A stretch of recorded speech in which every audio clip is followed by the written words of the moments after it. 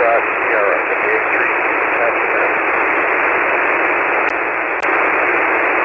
WA3TFS. Still can't pull the call sign out, but if you're interested in some transmitter setup, the first thing is to check your transmitter to be sure it's in that wide TVW 100 to 2900. Roger, roger. TVW 100 to 2900. Roger, roger. This rig is a homebrew rig, and it's pretty much flat from about 130 to 45. Roger. Now, this is not the EQ. This is not the EQ.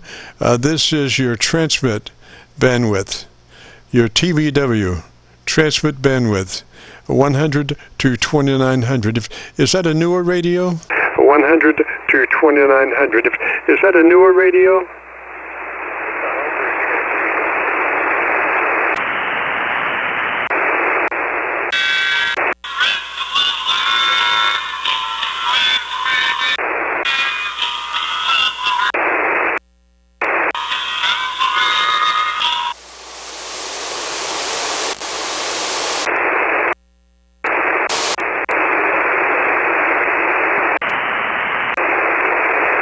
Yeah, I'm sorry, station. You may be too light right at the moment.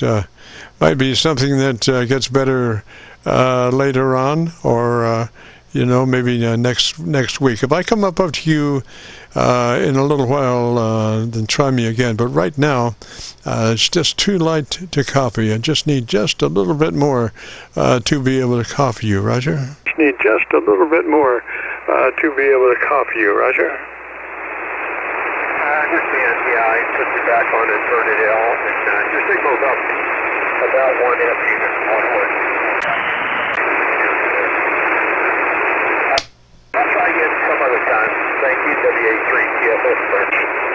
Roger. Now, if you happen to have a few hundred watts in the closet somewhere, that might be a different story, Roger. Watts in the closet somewhere, that might be a different story, Roger.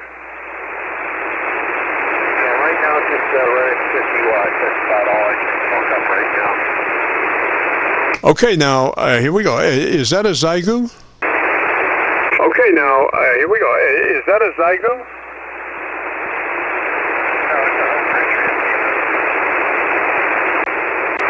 I just say that because, that sounds like, a situation. Could you get to 100 watts? Could you get 100 watts out of that radio? Could you get to 100 watts? Could you get 100 watts out of that radio? Yep, 50 watts, that's all I can do. I got you now. I really got you. I could hear you that time. Why don't you give me your call sign one more time, slowly, phonetically, Roger? Why don't you give me your call sign one more time, slowly, phonetically, Roger? Your signal's up to now. 15 America 3, Tango Foxtrot Sierra, WA3TFS. Name is Jim. Roger. Tango Foxtrot Sierra. Is that a Roger? Roger. Tango Foxtrot Sierra. Is that a Roger? Yes. And what was the name? And what was the name? Jim, Juliet, India Mike. Why, that sounds familiar. Hey, that's my name. And Jim, what's your location, sir? And Jim, what's your location, sir? I'm in western Pennsylvania, right south of the city of Pittsburgh.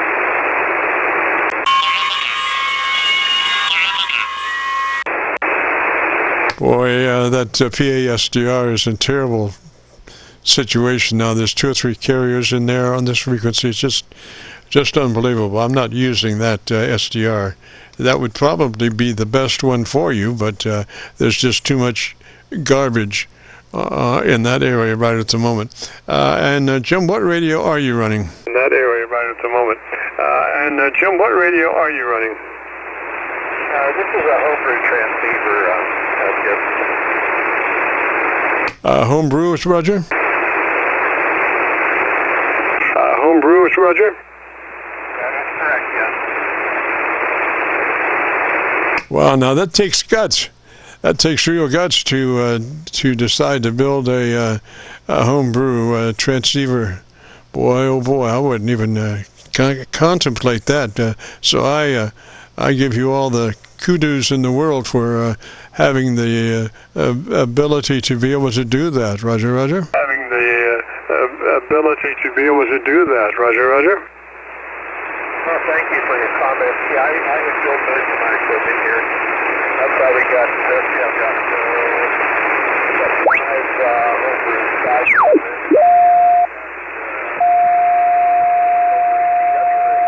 And I've got an SDR and homebrew and a couple of SDR receivers that are homebrew as well. And yeah, each if you go on the website, W83CFS.com, you see a bunch of pictures of a lot of my stuff here. And also on QRP, there's a lot of big features on there as well. Roger. Now, just out of curiosity, do you have a selector for your transmit bandwidth? Can you go in that 100 to 2900 transmit bandwidth, Roger? 100 to 2900 transmit bandwidth, Roger. Adjusted slightly. Most of it's hard-coded in there, but I can change the bandwidth here a little bit. My maximum bandwidth that I have here is about 2.9 kilohertz.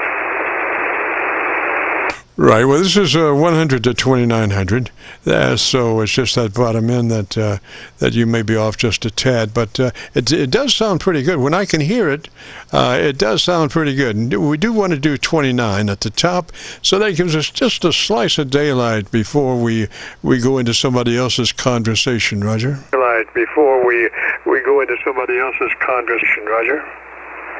Yeah, I did widen it out a little bit if you can notice anything there. 29 is about the max that I would want to see because, anything past that, it becomes very easy to be irritating to somebody else's conversation. So I really like that 100 to 2900 TBW, Roger. I really like that 100 to 2900 TBW, Roger.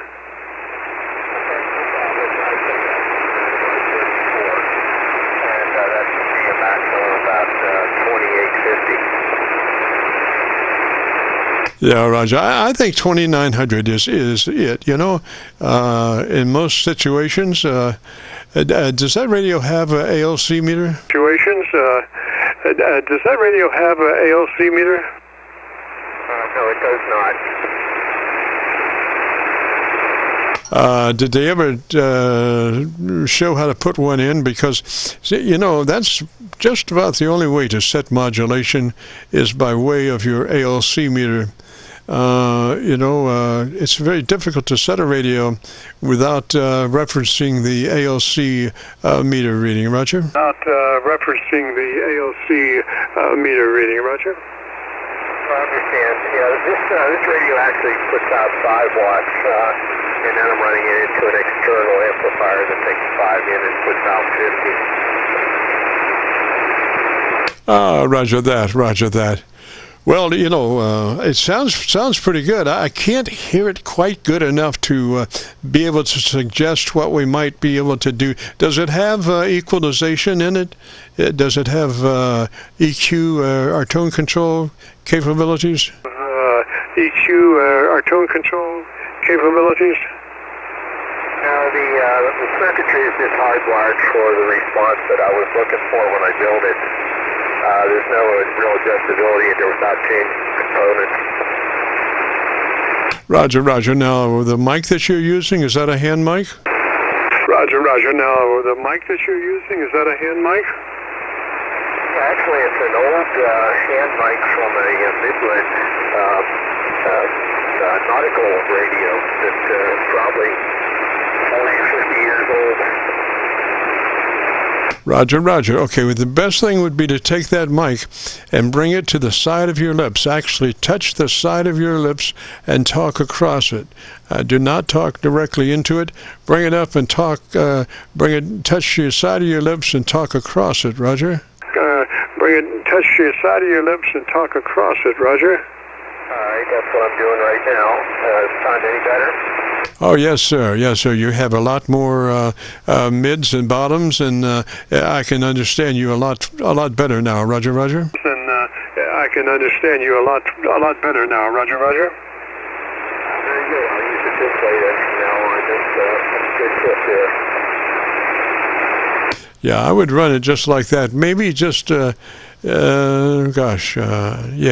I think that's the best way overall, because you avoid any kind of mouth noises, which can contribute a lot of QRM, where the person is actually QRMing themselves by working that microphone straight in. You want to work it across it, touch the corner of your lips, Roger. And you want to work it across it, touch the corner of your lips, Roger.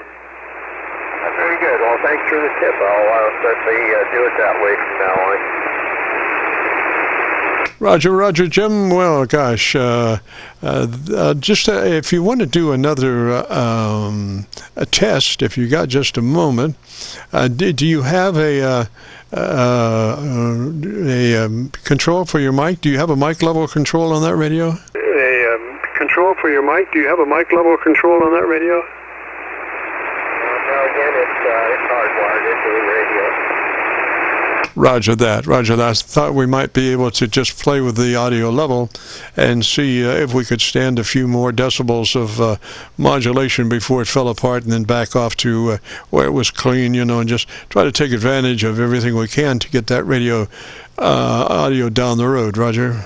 To get that radio audio down the road, Roger. Yeah, I've got one of my other radios here. I've got a commander built into it, and I can adjust the compression and gain on that. But it's not hard.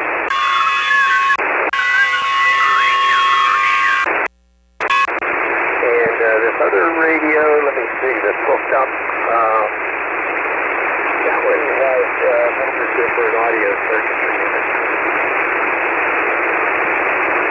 Well, Jim, I think you're doing an amazing job with that radio the way it is. You know, you're up there, and even if you were running 100 watts, that would be only another 3 dB capability or thereabouts. So I wouldn't even worry about that. You know, I think if propagation is there, you're going to make it on 50 watts as well as you'd make it on 100, Roger. You're going to make it on 50 watts as well as you'd make it on 100, Roger. Well, that's what I figured. I do a lot of... So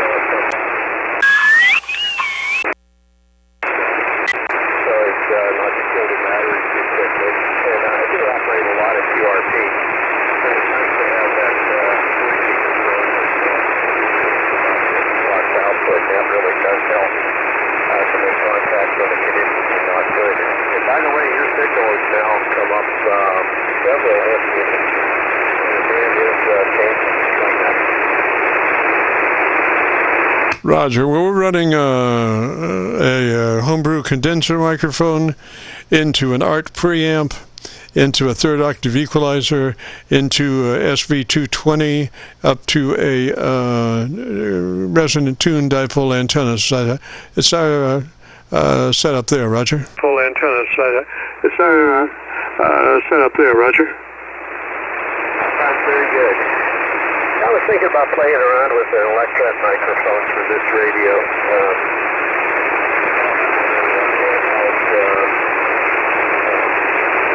Handheld microphone that has a bad element in it. I was thinking maybe putting an electret in there to give it a try. Oh, yes, sir. You're running a dynamic microphone right now? Oh, yes, sir. Are you running a dynamic microphone right now? Yeah, right. It's like a 50-year-old dynamic.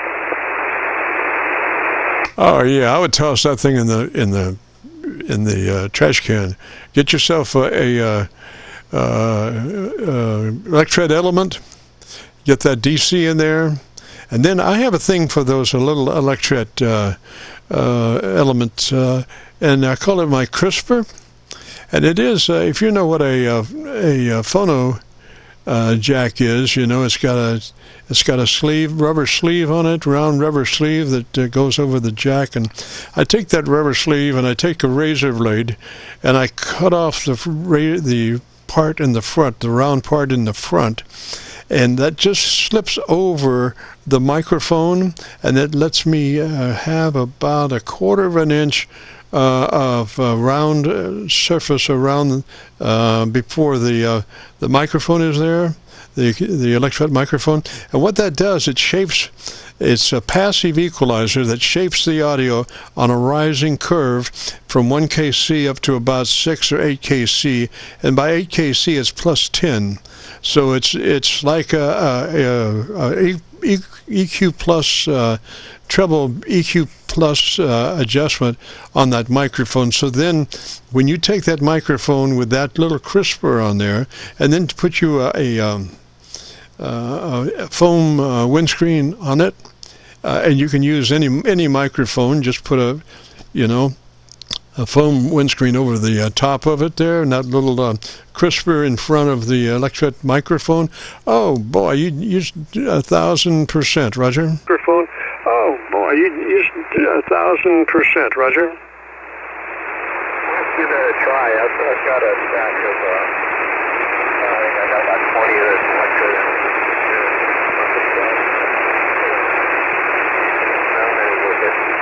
Could be something interesting to try anyway. I use a handheld mic because it's better for portable use. As I say, I do a lot of portable and battery power operation. This radio is about 5 inches wide, about 7.5 inches deep, and about 4 inches tall at the face. And nothing really special about it. I actually used one of my receiver designs. Most of these have been in published in USC over the past several years. I've written several articles in it. And anyway, what I did on this one is I used my receiver, and then I just tapped off various portions like the crystal filter and the IF and all that, and just switched in one of my boards just to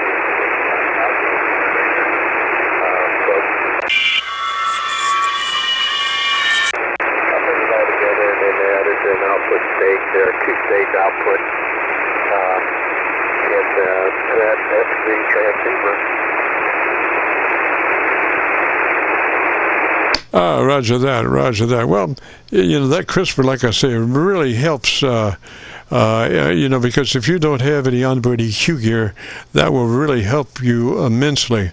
And it shouldn't be too tough a circuit to figure out.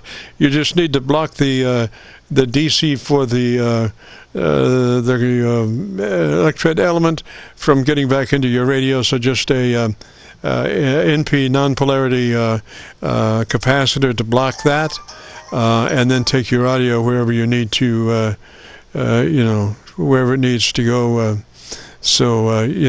But you don't want the DC power coming back into your preamp there. You could use an outboard preamp. Might be simpler. Just if you were to get like an ART preamp that has a built-in power supply, phantom power supply for condenser microphones, and then you could go from balanced to unbalanced into that, which would really work fine. And then it's got an unbalanced output, line level unbalanced output, which could be neat going in. You'd have to probably make an adjustment for the input level sensitivity of the microphone that you're using now, which is probably like -50. You probably want to get that at -10 for line level in, Roger. You want to get that at -10 for line level in, Roger. I probably won't use anything outboard on this because, I like to keep things compact and portable. But I'll build it into the microphone. I'll give it a try there. Plenty of room inside the microphone. Get rid of the dynamic element, put one of the other little ones in there.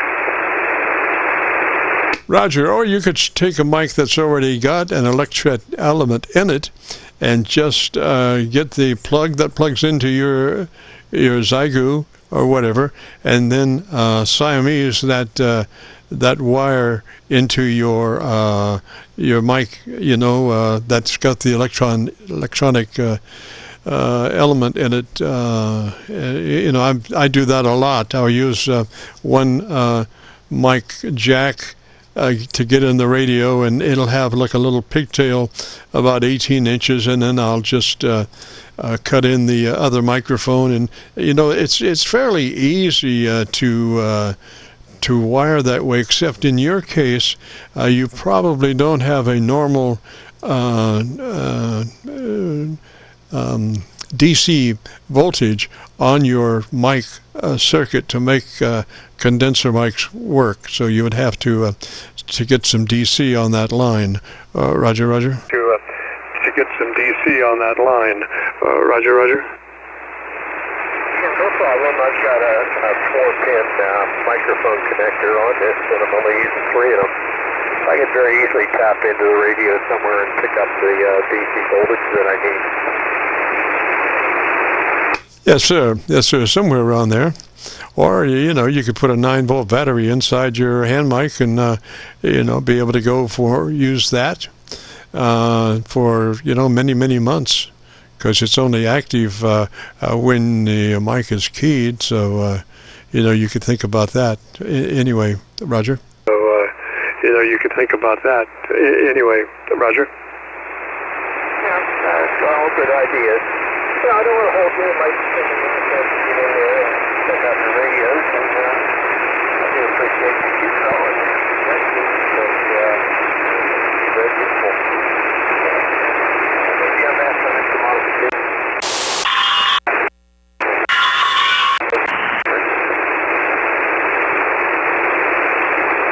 All right, Jim-73, sir, if you want to hear your audio, if you go to YouTube and do a call letter search for KC9VKV, followed by the word logbook, that will take you to this recording. It'll be cut number 1 in a series of 3200, and I'll have it uploaded by noon tomorrow, Roger. 3200, and I'll have it uploaded by noon tomorrow, Roger. Okay, I'll do that. Could you give me your call again? Roger, it's Kilo Charlie 9 Victor Kilo Victor. KC9VKV. My name is Jim, Juliet India Mike, and we're located around Louisville, Kentucky, on the Indiana side of the Ohio River, right at Louisville, Roger. Kentucky, on the Indiana side of the Ohio River, right at Louisville, Roger. Very good. Yeah, that's what I wrote down here. I wasn't quite sure if I was right or not. Okay, thanks very much, Jim, and we'll catch you again sometime. KC9VKV, WA3TFS. Roger, Jim-73, sir.